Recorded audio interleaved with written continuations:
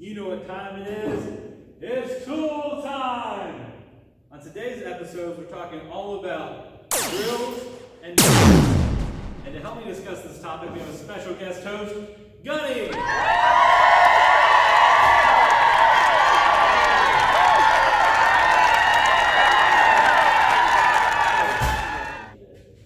Do you know the difference? If I had said pick up a drill versus pick up a driver, could you tell the difference? I believe I can. All right, show me which one's a driver. All right, I believe this is a driver. All right, you are correct. And which one's the drill? And this would be the drill. So what is the difference? A driver allows you to make an impact with a screw or whatever you're putting in, so it kind of ratchets, and it just helps put screws in. Right. How I like to think about it, a driver is designed to put screws in, and a drill is designed to make holes, right? Used to be all you had was a drill and you used it for everything, but now, again, the impact drivers have more power and more torque. You're going to have more efficient use. And so drills are primarily used for all types of different drill bits, but they're used to put in the hole and then use the screw you put in with the driver. And so you got to know the difference, because if someone asks you, hey, can you go grab me an impact or a driver, when you come up with a drill, they're going to laugh at you, right? You got to make sure you know which is which.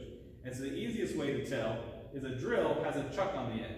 And so a chuck is what receives the drill bit. And so it spins, it opens and closes based on spinning on the outside. This is your chuck. Whereas an impact has a 1/4 inch receiver. I don't know the specific term, but so your drill bit, it clicks into here and it'll stay in place. And so if it clicks in like this, you know it's impact, whereas if you have to screw it on the end, you have a drill. That's an easy telltale sign between the two. So to start out, would you rather put in a screw or drill a hole? Which you want to do first? I'll drill a hole. All right. So when you put your bit into a drill, you can use the trigger and cheat, right? It takes a long time if you sit here and spin this by hand. But if you hold on to it and you put it in forward on your drill, it closes it, you put it in reverse, and hold on to it, it opens it. And that makes it a lot faster. And then you just kind of got to figure out and play with it. But if you hold the drill bit with one hand and then chuck at the same time, you can close it up and you always give it one final crank. The end here, this is your chuck. So this is how your drill bit goes in. If you look, you watch here, when I spin this, you see those little teeth? They close, and that's what clamps down on your drill bit. I'm going to spin it back out. And so by hand you can do it. You can tighten it that way. Or, again, you can use the trigger to help. So you hang on to the chuck, you can loosen it with the trigger, and then hang on again, and you can tighten it and give it that final click.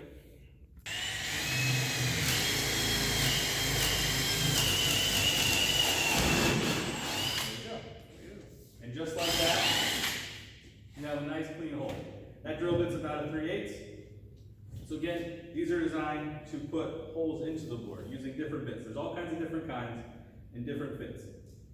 So there's bigger drills and smaller ones depending on what kind of hole you're drilling. This one could handle this drill bit, but this one couldn't do like a hole saw or a saw where you're doing really big ones, so you need a more powerful drill. But this one's awesome and handy. We have these in the classroom because they're small. You can just carry them around. And if you're using a little 1/8 inch bit just for a pilot hole, these things are awesome. They're lighter and more easy to use than these big ones are. Looking at the basic features on a drill, first off, you have your buttons on the side. This will put it in reverse. If the arrow, there's little arrows on it. If that arrow is pointing forward, that means you're going to be pushing the drill down. This side, pulling the drill bit back out. So again, we're going to push it in. The trigger is what makes it spin. You control the speed of the spin like you do a gas pedal on a car. The harder you squeeze it, the faster it goes. So you have that control. It has a little LED light so you can see in dark places. This is where your battery goes in and out. You got a belt hook so you can hook it on your belt. This is a bit storage. And so the last couple features. So right here, this is your speed. So this is high speed, or you can put it at 1 low speed. 1 has more torque, and so if you're turning something where you just need more torque applied and not as much speed, depending on what you're cutting, you'll put it in 1 or 2. And so sometimes something just isn't cutting right or just seems to be going really slow. Check your speed, make sure you didn't accidentally bump that lever. And the last thing I want to show you is right here. So this is a torque setting. And so if you're doing really soft material, what this does is the drill is automatically going to shut itself off.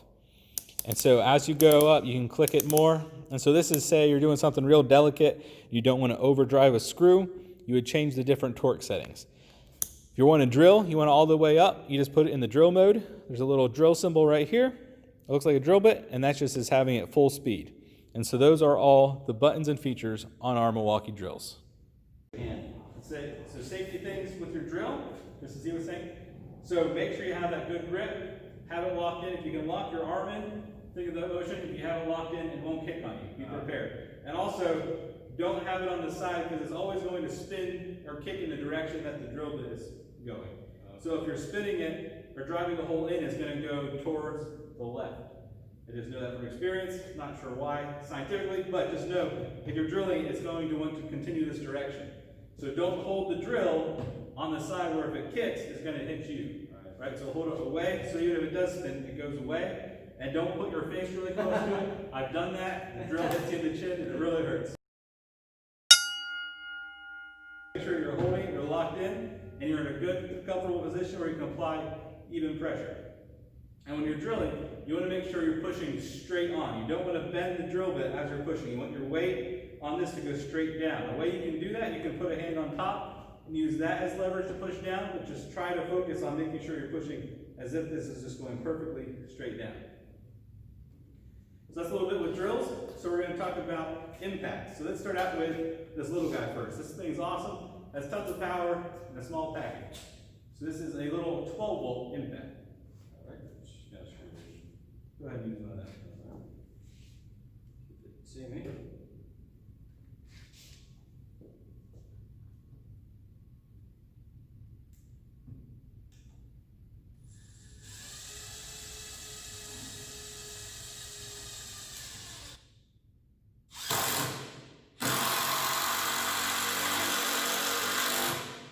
Perfect. So some safety things with this. This tool really can't hurt you too much. Maybe if your shirt got stuck in it and it wrapped around your arm, but for the most part, pretty safe tool. The only thing you gotta worry about, if I pull this screw right out right away, that screw's gonna be very hot, so just make sure you don't grab hold of it. You're gonna burn your fingers. When you're setting a screw, I saw how you were doing, you were like this. Yeah, it's kind of wobbly. And it's wibbly wobbly all over. And so sometimes you have to, because you have to use both hands to hold the drill or something, or the board. But if you're able to, if you pinch it between your thumb and index finger, and rest the side of your hand on the board, you can use that, just pinch it at the top, above the threading. Here at the top, you can stabilize it, and then move your hand away once it's started, and go. To give you a close-up of what I mean to start your screw, you're going to hold it like this, between your thumb and forefinger. See how there's a smooth shaft here at the top? And so that'll allow the screw to spin freely in your hand, and then you get to stabilize the screw. So say you need to drive it on an angle or something, you can always do that. And so you're resting this part of your hand, your palm and your pinky, set that on your working surface, hold the screw, and then you're just going to slowly, once it gets started, then you're going to switch your other hand up top. If you want to do a screw on an angle, sometimes a really sharp angle, sometimes it's hard. If you just try to do it like this, it just wants to keep sliding. So a little trick, when you start your screw, even if you want to do an angle, start it straight. Get a tip in there, and then you're going to bend it over, just so it started. But now you have the tip already in the wood, and now you can do it at an angle.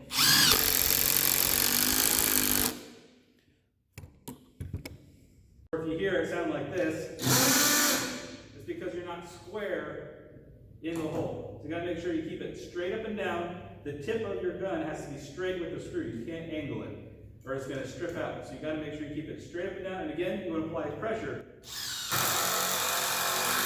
straight down. It'll easily dry. So sometimes, again, this little gun has lots of power, but for some screws, like this one, it's just not quite made for the job.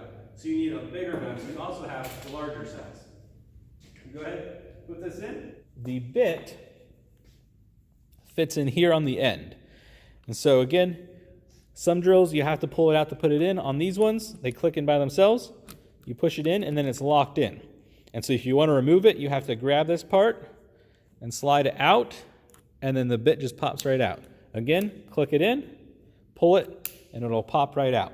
Sometimes it gets stuck. If you've been using it a lot in a day, if you just tap the end of it, that usually loosens it, and you can pull it out. So go ahead and try this big one.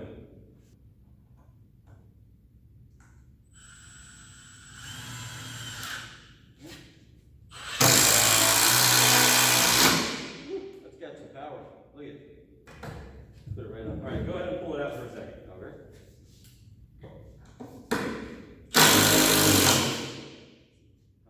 Not gonna touch it. All right, so it's not too hot. And you see how I did that real gingerly? You kind of squeeze it before you grab a hold of it, feel the temperature. So just to show you, saw how fast it went with that one. The comparison of power. Go ahead and try it with this little guy. See what we can do.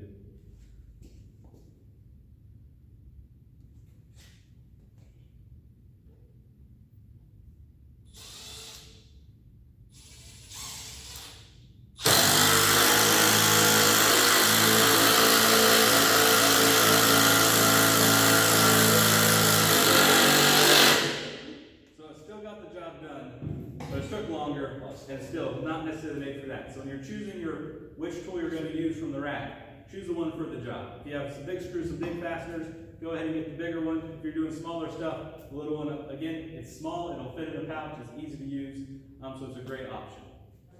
A drill and driver are probably the most commonly used tools on a job site. And if you're going to invest in tools, I suggest start out with a good set of drill and drivers. Choose a battery platform. I like Milwaukee, so you can choose DeWalt, Makita, whichever one you want. Make sure you choose a good battery platform you're going to want to use, and just get a good set. And start out your tool collection with one of these. This is where I recommend everyone start out. Get a good set and expand from there. Because again, on the job site, a lot of contractors are going to say, provide your own one of these. They'll provide the other tools. They're going to expect you to have your own drill and driver set. So get good with one of these. Practice a lot as much as you can. Because again, this is almost like the new hammer for carpenters these days. Because you have nail guns and screw guns. You don't swing a hammer as much, but you're using one of these a lot, especially in commercial construction. Thank you for joining us, Gunny, on this episode, and tune in next time for the next episode of Tools